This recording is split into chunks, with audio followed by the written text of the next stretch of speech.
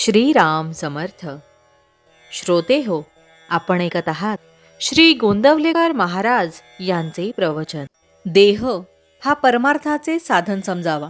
संतांचे काम तुम्हाला देहबुद्धीपासून सोडवणे हे आहे. तुम्हाला मुलगा देणे, तुमचे दुखणे बरे करणे म्हणजे विषय देणे हे नव्हे. जो परमार्थाला लागावे तो देहबुद्धी तिथून ओढण्याचा जास्त प्रयत्न करते. विद्येची बुद्धी ही देहबुद्धीला धरून आहे. ती मारून आपण शुद्ध केली पाहिजे. याकरिता भगवंताच्या स्मरणासारखा दुसरा उपाय नाही. कुत्रा हा आपल्याला रात्रीच्या पहाऱ्यासाठी उपयोगी पडतो, पण तो कितीही चांगला आणि उपयोगी असला तरी आपण त्याला पानात जेवायला घेऊन बसत नाही. त्याप्रमाणे देहाचेही आहे. आतल्या खोबऱ्याच्या रक्षणाकरिता ज्याप्रमाणे करवंटी, त्याप्रमाणे देहाला परमार्थाकरिता साधन मानावे. पण मनुष्य हा देहच मी आहे असे मानून व्यवहार करतो. वास्तविक आपण देहापासून निराळे आहोत असे पदोपदी दाखवित असतो. माझा हात, माझा पाय, माझा डोळा, माझे मन, फार काय माझा जीव असेही म्हणतो, पण वागतो मात्र मी तोच आहे असे समजून. देहाशी संबंध जास्त येईल असेच आपण भगवंताजवळ मागतो. असे न करावे.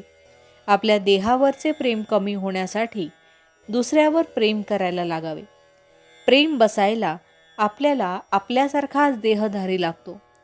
कुत्रे रडत असले तरी आपल्याला नाही वाईट वाटत, पण एखादे लहान मूल रडत असले तर वाईट वाटते. देवावर प्रेम करायला देवाला आपल्यासारखाच देहधारी कल्पावा लागतो. म्हणून आपले देहावरचे प्रेम कमी व्हायला, देहबुद्धी कमी व्हायला सगुण मूर्तीचे, सद्गुरूचे ध्यान करावे लागते. ते जसजसे दृढ होत जाईल तसतसे आपण स्वतःला विसरून जातो आणि आपण देहाच्या पलीकडे गेलो म्हणजे सद्गुरूचे खरे स्वरूप हे देहातीत आहे असे प्रत्ययाला येते. देहबुद्धी नष्ट होईल तसतशी सद्गुरूची खरी ओळख होईल. ज्याने देहाभिमान नष्ट केला त्याचा मोठा ज्ञानीसुद्धा हेवा करतो. मी देह म्हणावे, या पलीकडे दुसरे अज्ञान कोणतेही नाही. मी भगवंताचा असून देहाचा म्हणणे यासारखे दुसरे खोटे नाही. प्रपंचात संकटे येतात तरी पण तो सोडावासा वाटत नाही.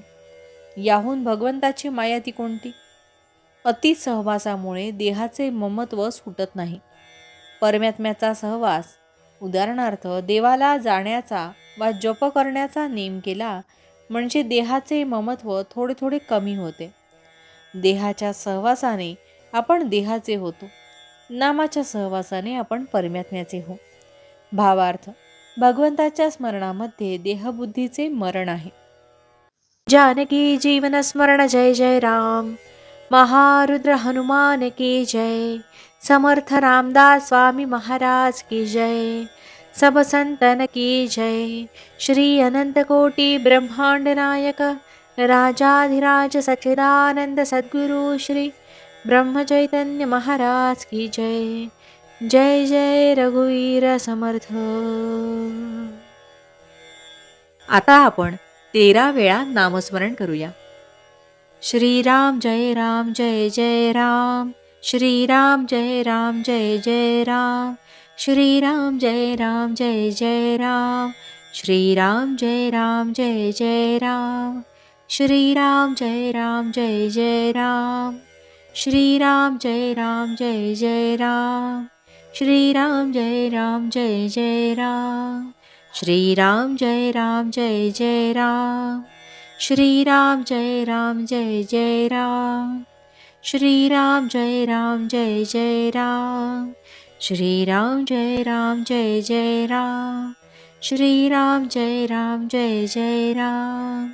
श्रीराम जय राम जय जय राम. जय श्रीराम.